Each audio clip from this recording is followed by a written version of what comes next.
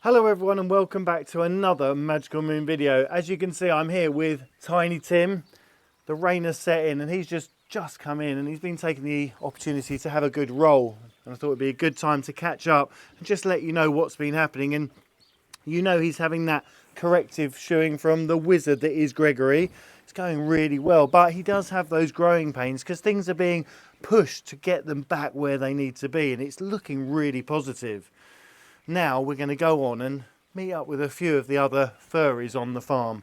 In the meantime, he does love to have a little tussle. He jumps up, and some of you have said about it. It's just a thing that he does. He does it with his mum, and he does it with me, and or anyone really, anyone in the family. Obviously, we don't let Oscar Robin come in here, but it is I think it's a thing of affection. He is very, very cute.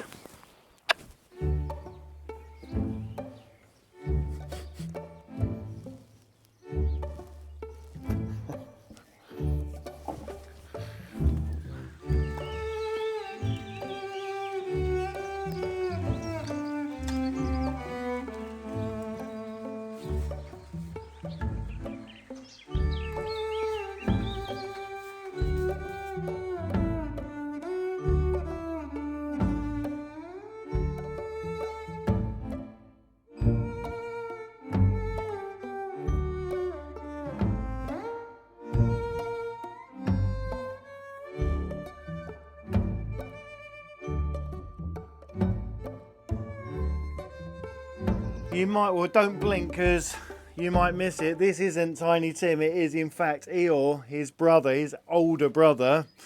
And he's in here in the donkey den with the lovely Alice. We've got little Pip and we've got Peggy. You might notice Annabelle's not here. That's because she is with child and she's expecting. She's in what is now another use for the old forge, which is the maternity unit where we have the camera on her. And we're going to share a little bit of that with you if it's at all possible to keep track on it, but it is going to be those sleepless nights just waiting.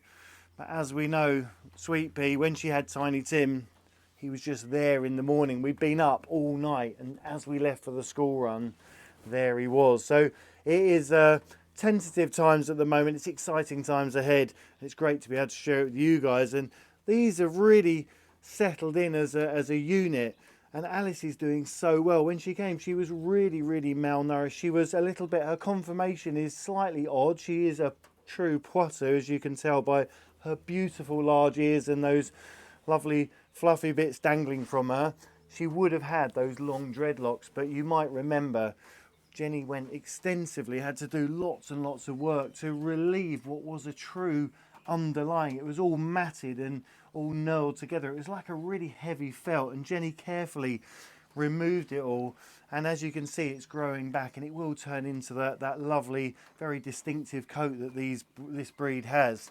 And of course, it won't be long until she has a little brother or sister on the way, and fingers crossed that it all goes well for mum and obviously baby. It's always very uncharted territory.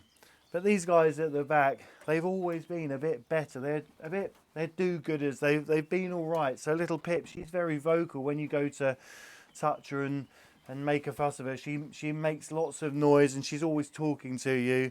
And then you've got obviously Peggy at the back, who's the mum.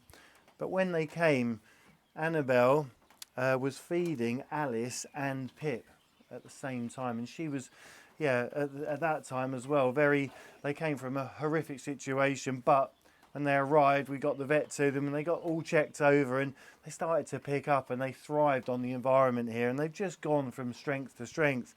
And little did we know that there was another one just tucked away there. So yeah, we're going to leave these guys. Said the rain's here, they're all snuggled down. Let's go and see who else we can catch up with.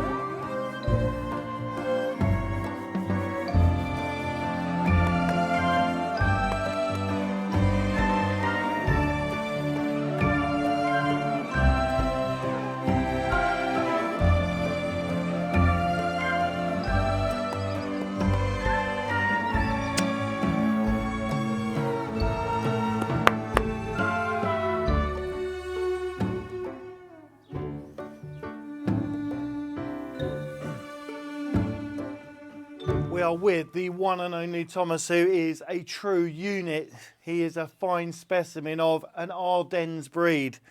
It wasn't like that when he arrived, and he's gone from strength to strength. And along with our adoptees, Team Thomas, who followed his journey right from the beginning, it has been truly transformational and so heartwarming. When he came, he was so lost, he was so empty, he was just so weak. There was nothing there. And he's gone on to just be physically and mentally so much better. One of the biggest challenges we came up against was, well, apart from all the other goings on, he had an infestation of maggots all in his mane, and his crest had fallen, had actually flopped right over, and it was horrific. And Jenny went to work, and we managed to shave all the hair off and get in and treat it, and it came good, and the healing process begun, and what followed was this magnificent mane. So his crest is 98% back to where it should be, so his neck is straight, and he's adorning this lovely mane, which will only get bigger and fuller. And a lot of people mention about his funky fringe, which is, I think, his signature. It's his statement piece. It just sets him off. But he truly is a very kind, gentle soul. But he is a stallion, and he has that heart condition, which we're monitoring all the time. And as he gets better, as he gets fitter, he definitely is more animated. We've seen him busting a few moves in the field, which is great to see. But we just have to be careful to, keep monitoring him and just keep him on the straight and narrow. We don't want to excite him too much, but as you can see, he's pretty much settled into his siesta this afternoon. As we said, the rain's here, and they're all just relaxing, so you can just hear them munching away in the background. It's a lovely place to be.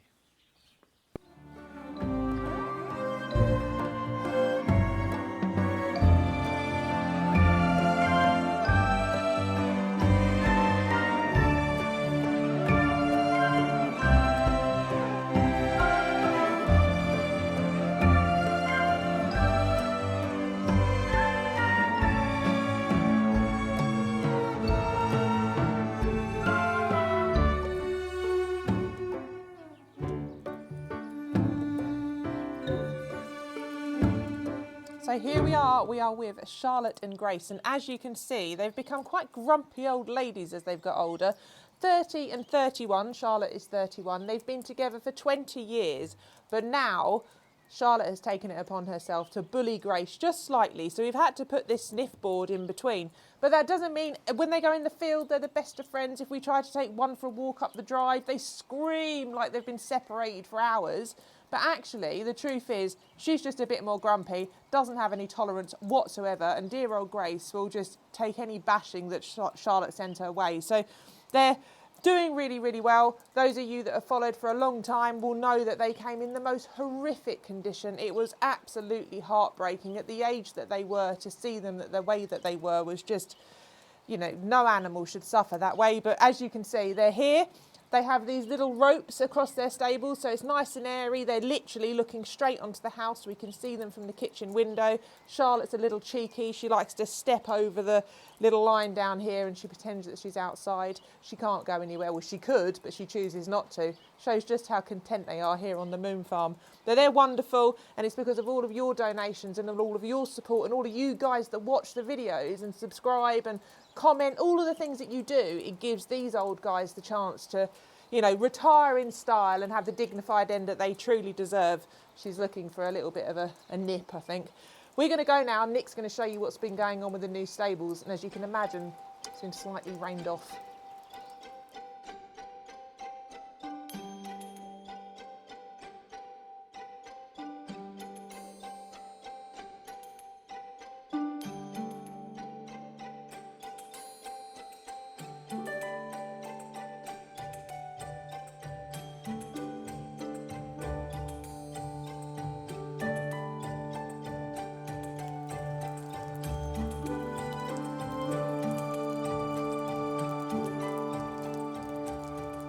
As you can hear, it's raining still and we're sheltering in Ginger's stable out the back. We've been making really good progress with the groundworks, but on a day like today, when it's just started raining, we've had that real dry spell. It gets very, very sticky and it just makes it hard work. So we're going to put it to one side, but it's in preparation for the pods of concrete, which is going to take the structure, the weight of those new stables.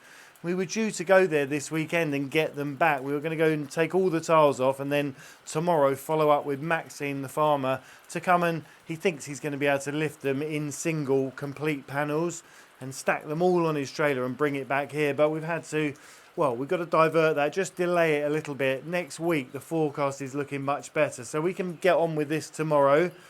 And then it'll be off to the stables to see what we can do, if we can get them back in those single sections. Otherwise, it is that jigsaw puzzle. It's taking them all apart. But we're open. We know we've just got to stay flexible, see what works, see what we can do, and yeah, get them home. And then it's, of course, the big rebuild.